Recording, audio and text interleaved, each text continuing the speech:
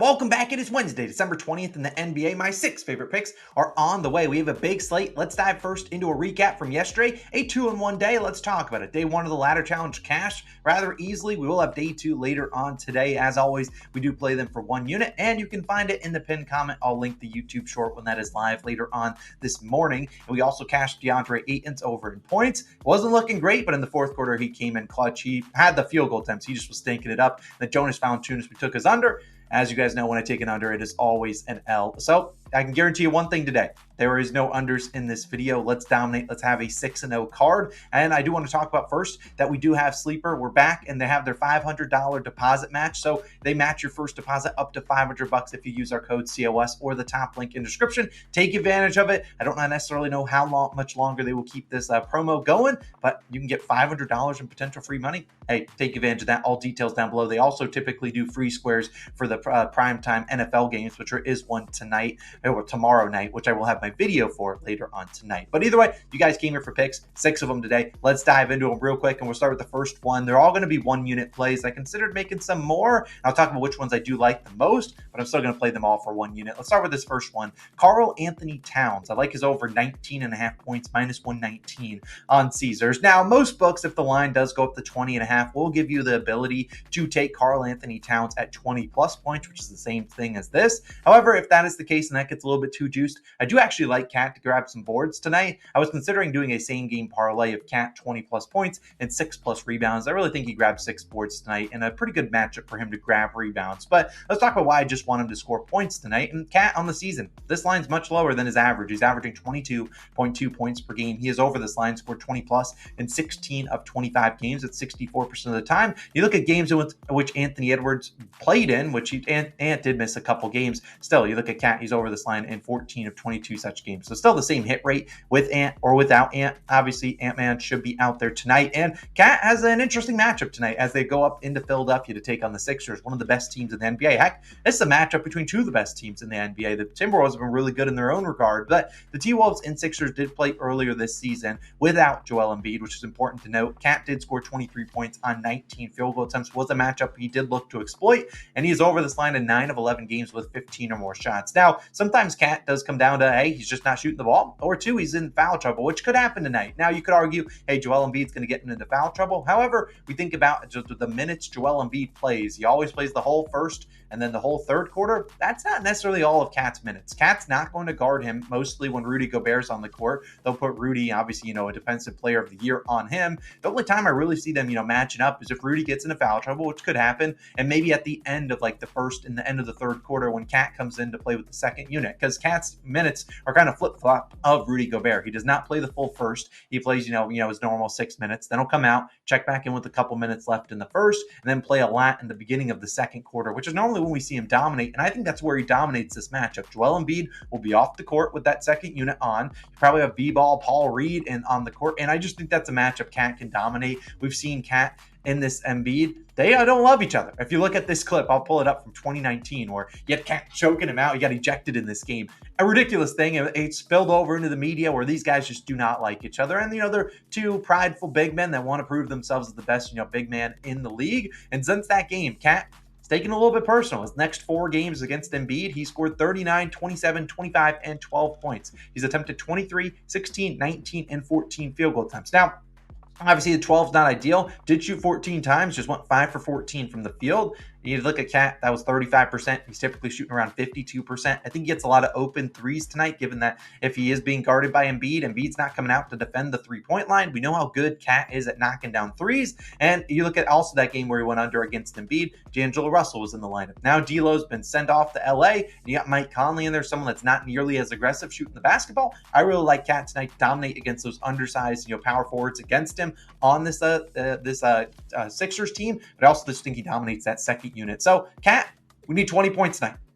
You can do it? Good. We like you. Over 19.5 points. I was going to put more than 1 unit on that. However, I've seen Cat get into foul trouble too many times and been wronged by him too many times, so I'll just stick to 1 unit. Now, my second play is arguably one of my favorite plays of the day, and I would say maybe my favorite one. It's Tyler Hero, the Miami Heat over 21.5 points, -110 on BetMGM. Now, this is my second tied for first favorite play of the day. I'll talk about my tied one that it's with in a few moments. But let's talk about Hero, who we're taking as over 21.5 points. If it goes to 22.5, I like it there as well. I like him as a good parlay piece for 20 plus points. I really like this spot for him. I just think this line's too low for Hero. Now, you look at him on the season, averaging 23.1 points per game. If you remove a game where he did get injured, played 9 minutes or only 8 minutes in, he's averaging 25.25 points per game. This guy's been really good this season in the limited minutes that he's played, but he scored 22 plus points in 7 of 8 games this year. Technically 7 of 9, but the ninth game would be that game that he did miss and didn't play more than 8 minutes in. I'm not going to hold that to him, but tonight he gets a tough matchup against the Orlando Magic. No, sugarcoating that. The Magic have been a really good defense, likely going to put Jalen Suggs, who's been a really good defender, on Tyler Hero. However, Jimmy Butler's out tonight, and I think that usage is going to be enough for Tyler Hero, even if he shoots poorly, to go over this low line. Now, if you put the line at like 24.5, no, I'm not going to take it because I think that's a little bit too, I think that's probably properly priced. However, a 21.5 line for Hero, I'll take a stab at a guy that I know is going to shoot the basketball. In 8 games this season, Hero, 17 plus field goal attempts in all 8. I mean, obviously, that 9th game, he only played 8 minutes. We're just going to throw that out the water. That's included 23, 20, and 21 field goal attempts on the road. And you look at in his first game back just, a few days ago, 25 points on 18 field goal attempts in a game that Jimmy Butler did play in. Now, obviously, Bam might have back too, but I think that helps here. But, it gives him, a legit roller. If he is setting a pick, then that's good because you don't want them doubling him on, picks and rolls and picks and screens and stuff like that. But at the end of the day, I mean, the guy's shooting 17 plus times on the road. I don't expect all the role players to show up a ton. And technically, not the biggest game on the road because it's just Miami to Orlando, but still, it is a road game. You're not playing in your home atmosphere. So I think they're going to need Hero out there. And we saw last year when he attempted 15 or more field goal attempts, something he did in 49 games, he was over this line at 31 of 49 at 63% of the time. He was over this line in 22 of 26 with 18 or more shots. And I really think he's got an easy pathway to 18 to 20 field goal attempts tonight.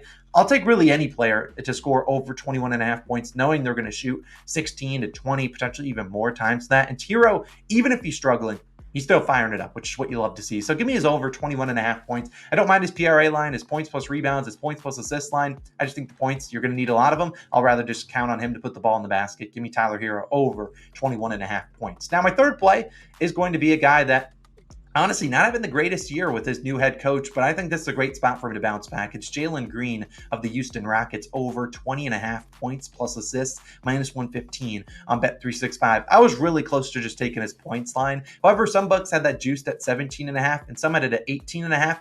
I think the points plus assist line is the better way to go. Now, however, if the difference becomes like 4 between these two lines, the points and the points plus assists, just take the points. But I really like this line up to 21.5. I really like Jalen Green tonight. Now, you look at Green on the season, like I said, in a little bit of a slump, 17.5 points per game and 3.2 assists per game, 20.7 points plus assists. So right at this line, you look at Green, though, he is averaging 21.7 points plus assists at home. I think that's about 19 points at home. He's done much better in his career as a guy at home, and this is just a terrific matchup for him against the Hawks. Now, you've seen over the last few games, Green necessarily, he's been in a slump over the past, probably month. He's been not great, but last 4 games, you look at it, why am I including the assists? Well, he's had 4, 4, 7, and 3 assists. He's averaged 6.8 potential assists over these last 4 games, and he's also attempted, 11 plus field goal attempts in all 4, and he's played 28 plus minutes in 3 straight. Something wrong with Jalen Green, and it wasn't just him. It was Ime Udoka of the head coach. They're kind of benched him. He was playing like 23, 24 minutes in some of those games, but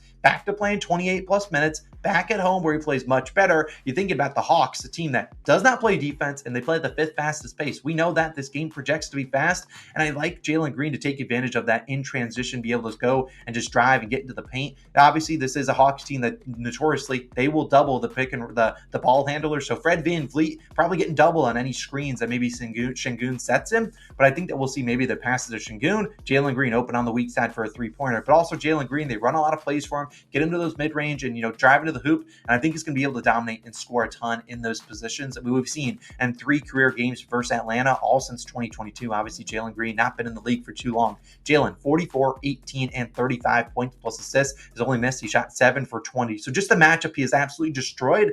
Obviously, much different offense this time of day. You look at them, they're not playing as much through Jalen Green. However, I just think this is a great matchup for him to, maybe get some off-ball action and just be able to get to his spots. This is going to be a fast-paced matchup. So a normal 28 minutes, you'll see a lot more points probably scored in that span than you will in a normal Rockets game. I'll roll with Jalen Green. I think this, if you can't get it done tonight, I don't know when he's going to get it done. Give me his over 20.5 points plus assists, -115 on Bet365. Now, my fourth play is going to be the one that is tied for the first and my most confident play of the day with the who did we just talk about? I'm confused.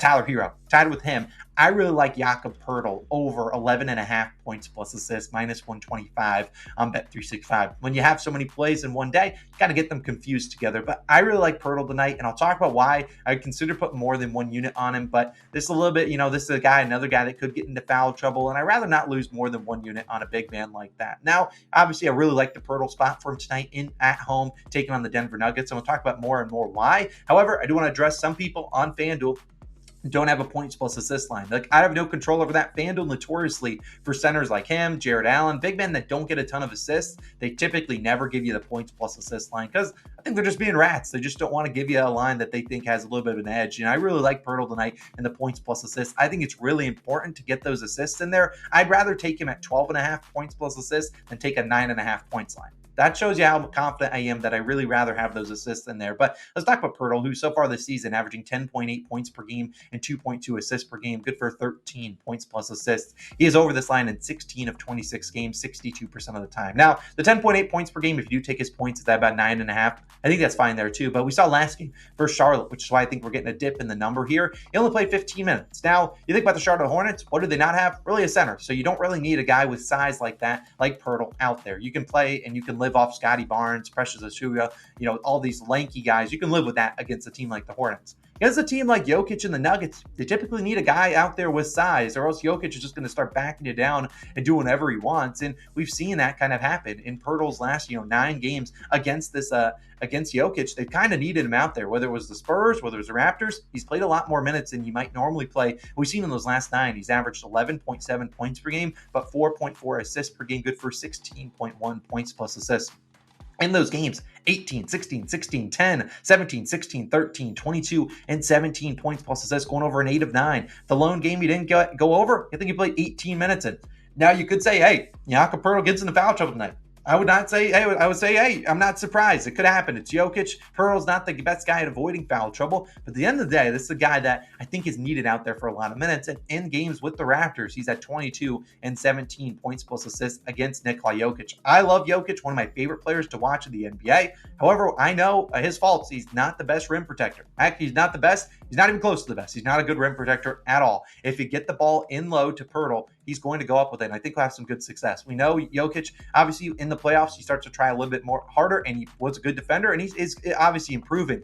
But this is not a guy that wants to get into foul trouble. He's normally not contesting a ton of shots. So I really think Poeltl will have his opportunities in the paint. It just comes down to if he wants to knock him down and if he can avoid foul trouble. But I think he plays close to 25 to 30 minutes if he can avoid foul trouble. And with his averages, I really think he could easily get us over 11.5 points plus assists. Hence what's arguably my favorite play of the day, tied with Tyler Hero. I really like Jakob Poeltl. And then my last play of the day before we talk about the ladder challenge is a 2-leg same game parlay between two very close friends. It's Mikal Bridges and Jalen Brunson, each to score 20 plus points. It's -114 on FanDuel. Almost every single book was around the same odds. Now, the natural pivot for the people out there that might be on the daily fantasy apps of the world, or heck, even Sleeper, taking advantage of the $500 deposit match they have right now with code COS, or the link in the description, is that, I take Mikal Bridges over 21.5 points. However, I'm bringing him down to 20 because I really like Brunson to score 20 plus points tonight. I think he'll get that done rather easily. I think I'd rather take, a discount here because we've seen Bridges end a couple times with 20 and 21 points. But let's talk about Brunson first. Why do I really like him for 20 plus points